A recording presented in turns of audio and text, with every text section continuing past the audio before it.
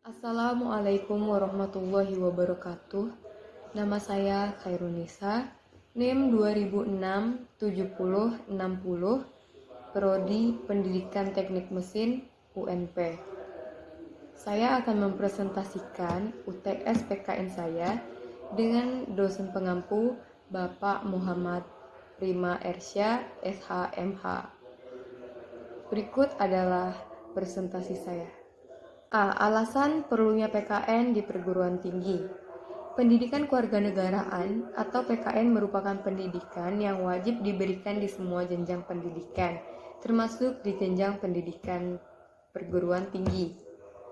Hal itu dimaksudkan agar peserta didik mampu memahami dan menyikapi dinamika persoalan kebangsaan yang terus berkembang, menumbuhkan jiwa kemandirian, rasa kebangsaan, serta rasa cinta tanah air, agar menjadi warga negara yang baik, yang mampu mendukung bangsa dan negara. Lihat dari materi yang tercantum dalam pendidikan kewarganegaraan untuk mahasiswa perguruan tinggi ini, secara tidak langsung menyiratkan bahwa PKN di perguruan tinggi mengemban misi sebagai pendidikan nilai kepribadian, pendidikan yang membekali mahasiswa dengan pemahaman tentang hubungan antar warga negara dengan negara, pendidikan mengenai demokrasi, dan pendidikan bela negara. Jadi, berdasarkan keterangan tersebut artinya, pendidikan kewarganegaraan diarahkan sejauh mungkin agar peserta didik atau mahasiswa menjadi warga negara yang demokratis, dengan fokus utamanya adalah materi demokrasi, hak asasi manusia, dan konsep hubungan antar warga negara dengan negara. Pendidikan kewarganegara sangat diperlukan oleh mahasiswa yang ada di perguruan tinggi. Hal ini karena mahasiswa mempunyai peranan penting sebagai generasi penerus bangsa. Masa depan bangsa ditentukan oleh para generasi muda, sehingga baik buruknya suatu negara dapat dinilai dari kualitas pemudanya. Oleh karena itu, perlunya generasi muda memiliki rasa cinta tanah air dan tanggung jawab untuk menjadi warga negara yang cerdas dan baik, serta mampu mendukung keberlangsungan bangsa dan negara. Maka dari itu, upaya yang dapat dilakukan mahasiswa sebagai generasi muda untuk mengimplementasikan pendidikan kewarganegaraan di kehidupan sehari-hari. Selain generasi muda, wawasan kebangsaan juga diperlukan oleh kaum profesional. Dengan menjadi kaum profesional, nilai-nilai kebangsaan yang melekat pada diri sudah sepatutnya lebih baik dibandingkan generasi muda. Karena kaum profesional merupakan generasi yang sedang menjadi pemimpin-pemimpin bangsa saat ini. Kemajuan dan kemunduran bangsa di masa yang akan datang ditentukan oleh sikap dan tindakan yang dilakukan kaum profesional saat ini. Apabila saat ini kaum profesional sudah tidak mementingkan nasionalismenya dengan merelakan hilangnya kebanggaan, kecintaan, dan kesetiaan terhadap bangsa dan negaranya, serta melakukan tindakan yang melawan cita-cita luhur bangsa, maka disitulah titik kemunduran bangsa dimulai. Oleh karena itu, memiliki dan mengamalkan nilai-nilai kebangsaan merupakan hal yang penting. B. Sumber historis, sosiologis, dan politik tentang PKN di Indonesia. 1. Sumber historis. Sebagaimana yang kita ketahui, PKN bertujuan untuk menumbuhkan rasa kebangsaan dan rasa cinta tanah air bagi setiap warga negara, terkhususnya Indonesia sendiri.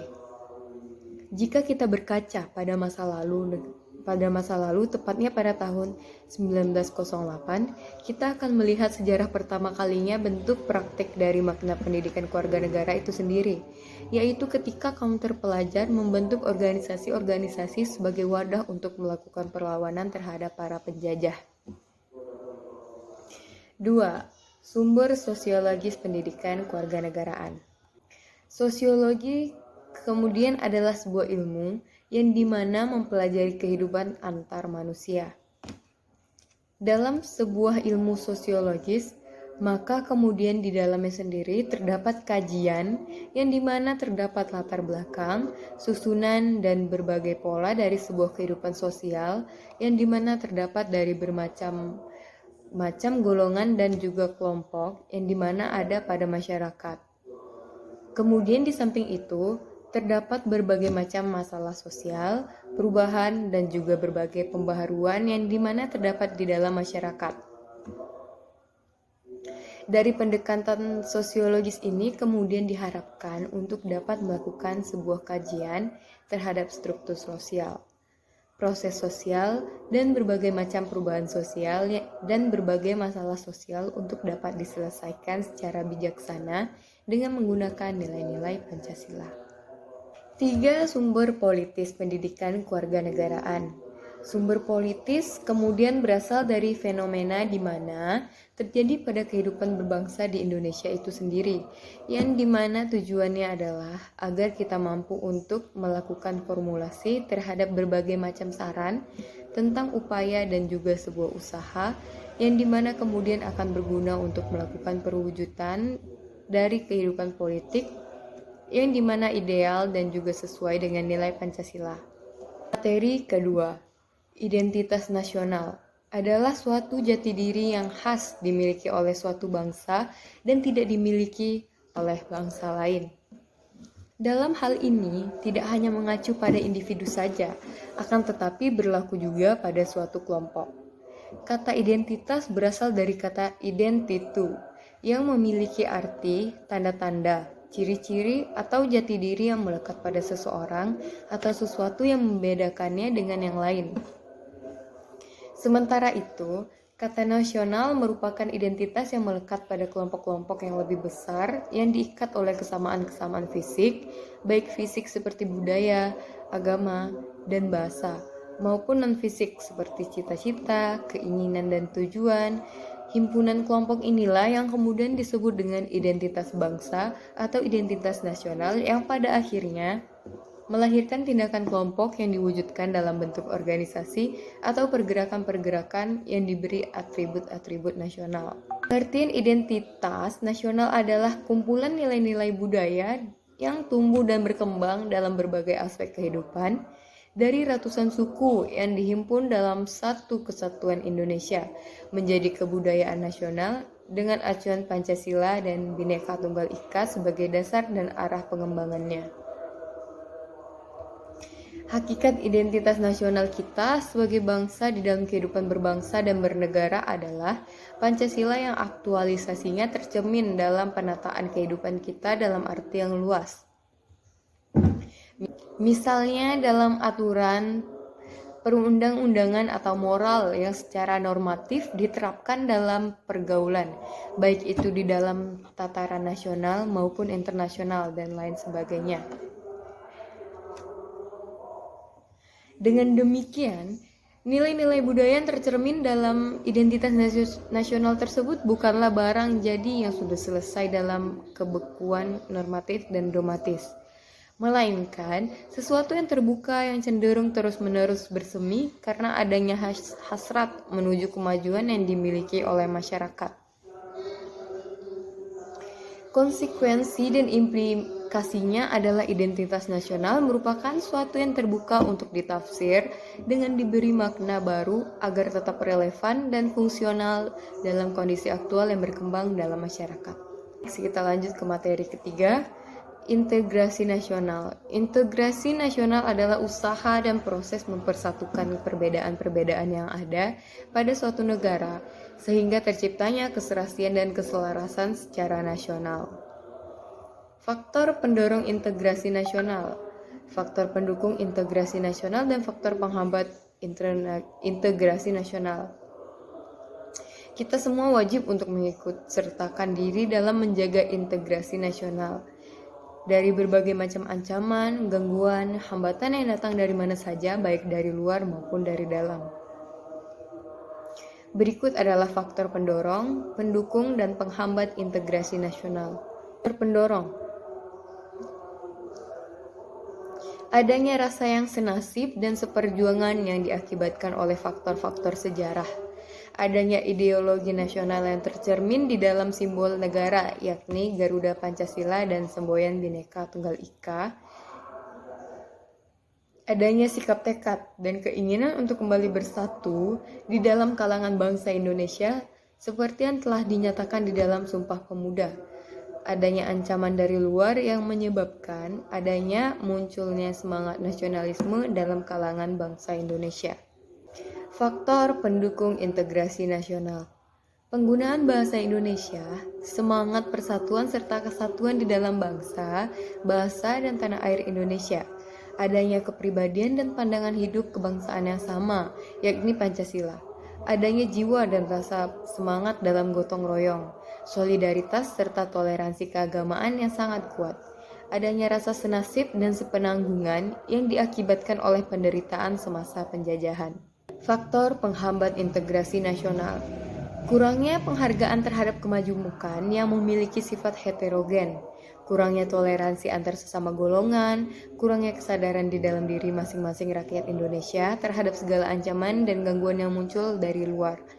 Adanya sikap ketidakpuasan terhadap segala ketimpangan dan ketidakmerataan hasil pembangunan. Integrasi nasional merupakan salah satu cara untuk menyatukan berbagai macam perbedaan yang ada di Indonesia, di mana salah satu contohnya yaitu antara pemerintah dengan wilayahnya. Integrasi itu sendiri dapat dikatakan sebagai suatu langkah yang baik untuk menyatukan sesuatu yang semula terpisah menjadi sesuatu keutuhan yang baik bagi bangsa Indonesia. Misal, menyatukan berbagai macam suku dan budaya yang ada serta menyatukan berbagai macam agama di Indonesia. Adanya upaya mengintegrasikan Indonesia, perbedaan-perbedaan yang ada tetap harus diakui dan dihargai, sehingga Indonesia menjadi negara yang dapat mencapai tujuannya. Selain menghargai dan mengakui berbagai macam perbedaan di Indonesia, masyarakat Indonesia harus memiliki rasa toleransi terhadap sesama, sehingga tidak terjadi konflik yang berkepanjangan yang dapat merugikan Indonesia. Integrasi nasional penting untuk diwujudkan dalam kehidupan masyarakat Indonesia, dikarenakan Indonesia merupakan negara yang masih berkembang atau dapat dikatakan negara yang masih mencari jati diri.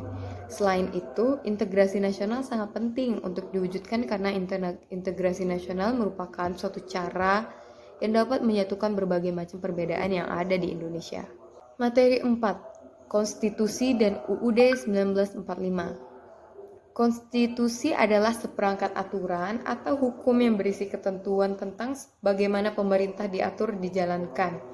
Oleh karena aturan atau hukum yang terdapat dalam konstitusi itu mengatur hal-hal yang amat mendasar dari suatu negara, maka konstitusi dikatakan pula sebagai hukum dasar yang dijadikan pegangan dalam penyelenggaraan suatu negara. 1. Konstitusi berfungsi sebagai landasan konstitusionalisme. Landasan konstitusionalisme adalah landasan berdasarkan konstitusi. 2. Konstitusi berfungsi untuk membatasi kekuasaan pemerintah sedemikian rupa, sehingga penyelenggaraan kekuasaan tidak bersifat sewenang-wenang.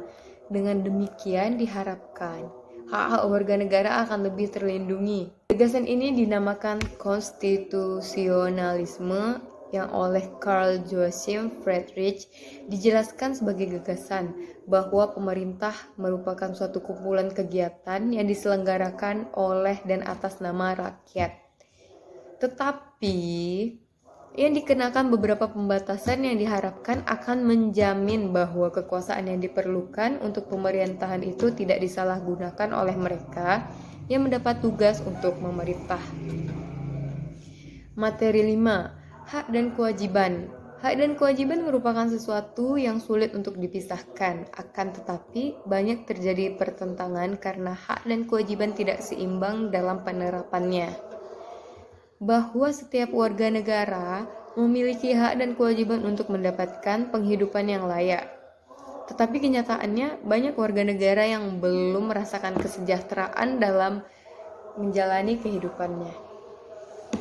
Semua itu terjadi karena pemerintah dan para pejabat tinggi lebih banyak mendahulukan hak diri sendiri daripada kewajibannya. Padahal menjadi seorang pejabat itu tidak hanya cukup memiliki pangkat, akan tetapi mereka berkewajiban untuk memikirkan warga negaranya, melainkan juga harus memikirkan kehidupan warga negaranya.